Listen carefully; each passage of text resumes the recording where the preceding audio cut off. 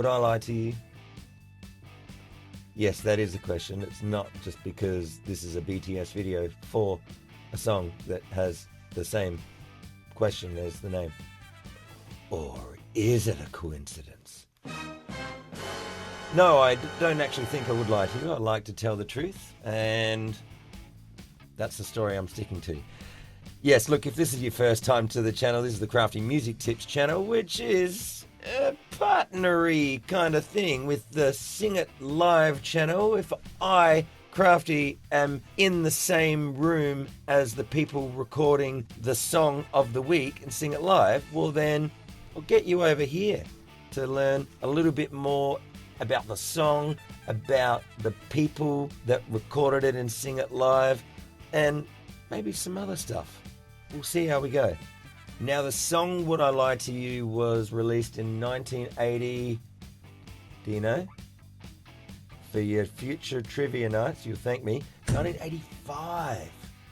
And yes, another fun fact is that Dave Stewart was the guy who came up with the initial idea. He was trying to go for something kind of R&B, soul, and him and the great Lennox were sitting over breakfast, and Dave Stewart was just coming up with the initial idea on his acoustic guitar, and Annie Lennox didn't like it. She says, no, it's not really our sound.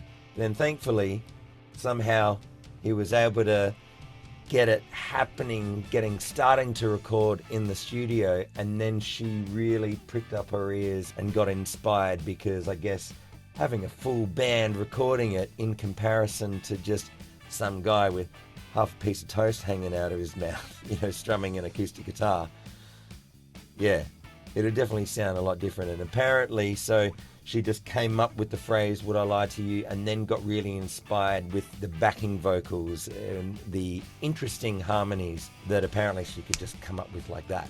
What a singer, what a songwriter, what a vocal arranger. And speaking of great vocalists, how good does Mel McCaig do this song? Bloody legend. Now, if you want to learn a little bit more about Mel's story, you can hear her chatting with me in not one but a few different behind the sound videos here. I'll leave a link below. And the Sing It Live representative for Dave Stewart from the Eurythmics was the great Stewart Day. And you can hear more about his story when I chat with him from a different past behind the sound video for Back in Black. I'll leave that link below as well. Now, Darren Mullan, shall we hear from him? What do you got to say, Darren? It was 1985. I was 16. I was screwing around with synthesizers, really getting addicted to synths. I had a Korg Poly 800 and playing the little sort of programs that came with it, its own little presets, and started playing stuff for There Must Be an Angel. Annie Lennox's voice went over that synth. It just fits so well, and Dave Stewart's guitar had such a sort of grinding rock edge, and they're really mixing the two together. A lot of bands were sort of totally giving up the synthesizers. The drum machines were taking over the drums, and the bass was programmed, and the keyboards were doing everything. And these guys were sort of going, hey, we'll use synths, but in a really creative way, and but we'll keep the rock and the drums and brass, thank you very much. And this song sort of says it all. Annie Lennox has the sweetest voice, and she's a chick that you would not screw with, because she's got that strength, that intestinal fortitude that not many men have even got. She's just has such spunk, and it was just addictive to watch. She was just so beautiful and tall and confident, and her voice was just angelic. There Must Be an Angel was one of my very favourite songs. Would I Lie to You rocked out. Mel was the very first person I thought of when this song came across the list again, and I was just thinking, need those brass players. Crafty stepped up to play the second trumpet, which was fantastic. He did a great job. I know it's not easy to play that fast, and he put in some practice too, and it all paid off. Thank you, Crafty, you did a great job. and of course Stewart, who doesn't sort of do front guitar much, but he belted out that Les Paul-y sort of crunch, and just I split it to 2 amps and thickened it. It was great, and he had a fantastic time. Just 2 harmonies, Mel singing, a fantastic rhythm section, of course, with Michael Marino, and Damo on the bass. It had all the right elements, and I just mixed it, threw a lot of petrol on it and let it flame up. So I had a great time mixing this track and recording it, and performing it with Mel. Mel, you did a fantastic job. I love your work so much. She's so wonderful. So I hope you loved it. I was 16, man, 1985. How old were you? Good on you, Daz. Now, so you've probably already been aware that my contribution to this song was a little bit different to what I would ordinarily do. Playing some horns. I've done that once before, and it was great to be asked back. Because I'll be very honest, I love all music instruments. This one probably has to be my number one love. If anyone ever asks me, you know, if you had to choose from all the instruments that you play, you can only take one to a desert island, well, I would take the guitar, hands down. But I kind of miss playing the trumpet because I don't really do it as often as I would like. And so, yes, it genuinely is so great to be asked to go and play it on Sing It Live. And it's great to be able to be in a little mini horn section with this legend.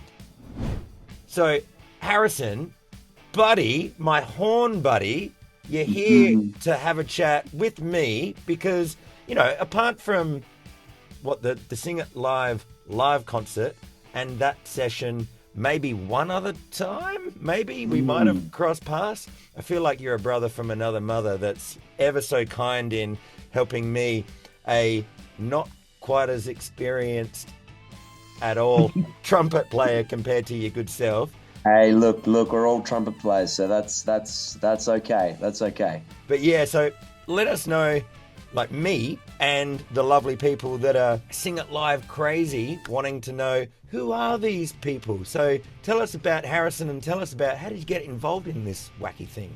Well, man, I'm actually a jazz player. So like my background is been playing like Clifford Brown stuff and Freddie Hubbard, and, you know, from way back when. My mum used to play me Louis Prima records in the car when I was like a 2-year-old, you know, so like that's sort of my background in terms of like why I started playing trumpet. And then, you know, over the years, I just started practicing more and more and more. And I thought, hey, I could make a career out of this, you know. Ended up not doing that for a couple of years. I ended up actually doing medical science for a while. Yeah, that's the logical step, isn't it? Of course, as everyone does. And then decided that was pretty meh. So did music and took a pay cut. Oh, I can't believe I'm going to say this. Medical science. Meh. Look, forget about the trumpet thing I said before. Like, I don't think I can continue this interview. Thank you very much.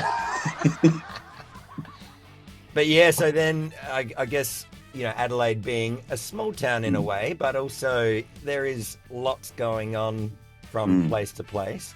How did you get involved in Sing It Live? I think Darren just sort of hit me up for one of the sessions. We were doing Got to Be Real with Chloe and... Nikki? Yeah. Nikki was on that as well. And that was such a fun session. Like, that was like the first sort of disco thing that we did, or that I did with Sing It Live, and that was with Emil and everything. And then Darren sort of had my name and face in the books, and then kind of snowballed from there. So now I've done a few videos, and yeah. What do you reckon your favourite track that you've been on would be for you? Valerie was up there, actually. Just because, like, we got to do a little bit of a horn swing out, like, solo thing, which was great. And just trading with Lockie on that was so much fun. You can't beat that. It's just organic. Yeah. And so for the other horn members that aren't here right now, it is quite a fun thing, isn't it? Having multiple horn players, like with different timbres, different personalities of playing and all of that, isn't it? What do you think the key is for a good solid horn section? Blend and balance. It's got to be locked in tight. articulations have got to be the same. And for me, like, I come from a very technical perspective, because that's my background. Like, I did a lot of, classical technique when I was in school, and, it's become more and more important. And getting gigs on trumpet and on horn is really tough, man, because you got to be so precise. You got to be so accurate with everything. And like, if you flub a note, see you later gigs, Good thing I can play some other instruments then. No, Yes. but you can play, man. You can play. And it's like, you can make it sound good. Let's talk about the song. It was so fun, just like you and I trying to figure out, like, wait, so do we go like in like this and out, and Man, that was the part I was most stressed about. Not even the playing. I was just like, how do I move? yeah, no, that was good fun. I can see it. It's not even a full. It's like a little tiny. Go up and sort of look down. Just a jack and you go, oh, can you just Yeah, do even then, put it on the front? it just moves it forward. Obviously, if we're playing, we'll play, but yeah. And so it's interesting that you say that about, like the blend and the articulation and the accuracy. If I listen to, like my favorite horns, if I think about it, are like, the classics like the Commitments and the Blues Brothers, all the Stacks and the Motown and, like everything that you describe, it's there. So what is it that somebody like me or an upcoming horn player can do to practice those things? If I have to reduce it down, you just got to be honest with yourself in the room. You got to be like, what am I nailing? What am I not nailing? And can I do this? And I think about it like a dartboard. There's this thing in research where you're talking about accuracy and precision, right? Like, if you think about accuracy, right? Accuracy is how close to the center of something you can get. So if I'm working my tonguing, for example, 2, 2, 2, 2, 2, can I do that really cleanly? Okay, that would be accuracy, right? But precision is how many times can I do that in a row with the exact same intention? If you can do that with all your technical elements on the horn, you're going to be like leagues above anyone else, I see. So it's an endurance game. It's all well and good, isn't it, to be able to do it like once or twice. Yeah, no worries, I can play it. But then, yes, as we know, gigs might go for 3 or 4 hours sometimes. Honestly, just training, it's like weight training in the gym, repetition. But it's not about the repetition itself. It's like, are you conscious of what's going on with your body, with the feeling of it every single time, like, yeah. And that's where that's how you develop that awareness, I guess.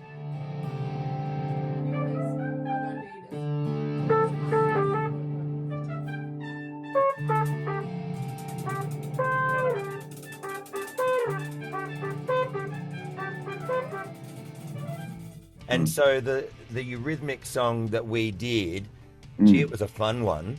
Yeah. I enjoyed grooving around with you and having a good crack. I'm very fortunate that I had you there to kind of like help bring out the best in me. That's something that I feel like Lachlan did in Disco Inferno. That's the one. Yeah. Because I don't get the opportunity to play as often because, I'm always getting the opportunity, thankfully, to be playing other instruments like guitar or whatever. So you've inspired me, mate, to, like, I've got my trumpet in my little practice space. So I'll be getting it out a little bit more often and trying that endurance thing because I notice that, like, I start feeling lightheaded sooner or later. Yeah. It's hard because you got to think about all these different things. And, breath control is one of them. Tonguing, you got to think about the position of your lips in the mouthpiece. You got to think about, like, am I overblowing, right? Or your dynamic control, you got to think about your range as well. That's another technical thing that you're trying to develop. And that's one of the hardest things to get on trumpet. Like, I'm always chasing range because it's just like, the higher and higher you play and the amount of times you can hit those high notes right through the center is like, yeah, it's tough. Yeah, it'd be nice to be James Morrison at this moment. Oh man, I've done a gig with him and he's just so precise, like, but he can do anything as well. He's a monster, man. And I guess what you're saying is the way that he becomes that monster, like, before now is that he did all of his work that you're describing. Mm-hmm. Mm-hmm. Well, thanks for the little chat. I was going to say, can you just check your teeth for us? Well, yeah. Hang on. Look good? Hang on. Is that fine? I think it's become this new thing now where if you're in the room, then you got to be checking something in the camera.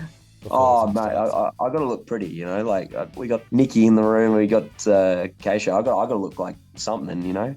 Hey, well, I'll get out of here just before I do. Anything to plug? Well, I've actually got an album out that I did a few years ago. It's called Source Code, SAUCE, and then code, you know.